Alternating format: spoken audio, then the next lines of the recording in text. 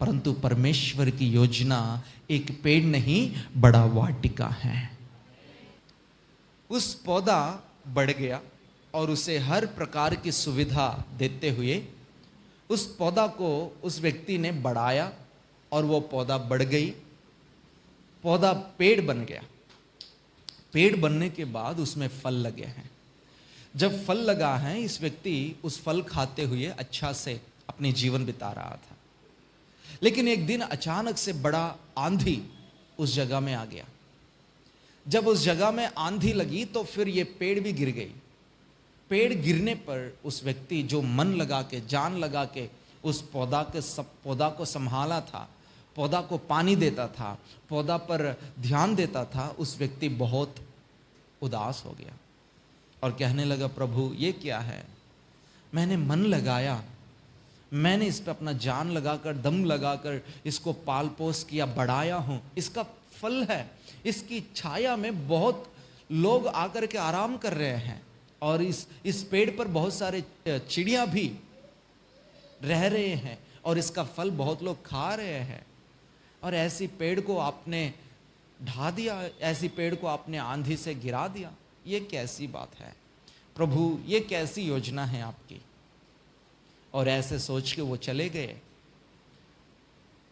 जाने के बाद अगले साल उसी समय में फिर दोबारा उसी जगह में आ गया। जब आकर के देखा तो जहां पर ये पेड़ लगी हुई थी वहां पर तो ये पेड़ गिर पड़ा है, पर इसके आसपास में ऐसे ही इसी प्रकार की पेड़, यही पेड़ छोटे छोटे पौधाए बन के फिर जी उठा है। हालेलुया। आंधी के कारण जो फल गिर गए हैं भूमि पर, वो सारे फल फिर दोबारा पौधा बनकर निकला है। 2-3 साल के अंदर जहां एक ही पेड़ थी और वहीं पर एक बड़ा वाटिका खड़ा हो गया है। हालेलुया। हमारी योजना हमेशा एक पेड़ की होती है। बस एक पेड़ लग जाए, हमारी सबकी योजना ऐसा ही है, एक पेड़ को लगाने की जैसा ही है। परंतु परमेश्वर की योजना एक पेड़ नहीं, बड़ा वाटिका है। आमीन।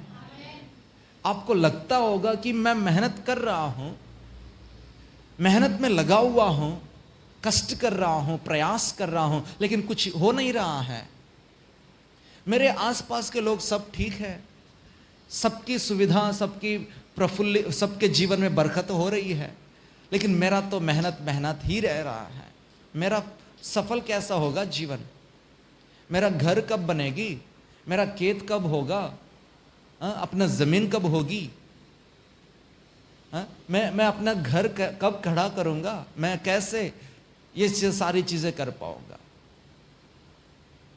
लेकिन याद रखना, आपको लगता होगा कि आपसे नहीं हो सकता ये काम, परंतु परमेश्वर में सब कुछ संभव है। आमीन। अगर परमेश्वर तुम्हारी साथ है, अगर आप प्रभु के साथ हो, जो काम आपके नजर में असंभव लगता है वो काम परमेश्वर के साथ संभव है। इसलिए यहां पर बनाया, इसका मतलब है यहोवा ने बनाया या यहोवा बनाता है। जिस व्यक्ति को परमेश्वर बनाता है उसका जीवन सिर्फ एक पेड़ जैसा नहीं होगा, परंतु बड़ा वाटिका बन जाएगा। एक पेड़ जैसा नहीं। अगर हम अपने आप बनाएं तो एकलौता पेड़ ही, एक ही पेड़ होगी, लेकिन परमेश्वर बनाएंगे तो एक पेड़ के साथ बड़ा वाटिका खड़ा होगा हमारे साथ में। हालेलुया। इसलिए वचन भी यही समझाता है हमें कि अगर यहोवा घर ना बनाए तो इसे बनाने वालों के प्रयास व्यर्थ है।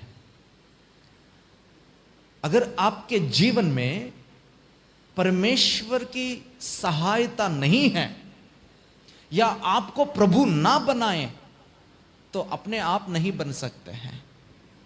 याद रखना, चाहे तुम कितने भी सुंदर हो, चाहे तुम कितने भी पैसे वाले हो, चाहे तुम कितने भी ज्ञानी हो, बुद्धिमान हो, टैलेंटेड हो, कुछ भी हो, फिर भी अगर यहोवा तुम्हारा घर को ना बनाए तो उसे बनाने के लिए तुम करने वाली हर एक प्रयास बेकार है, उससे कोई फायदा नहीं है।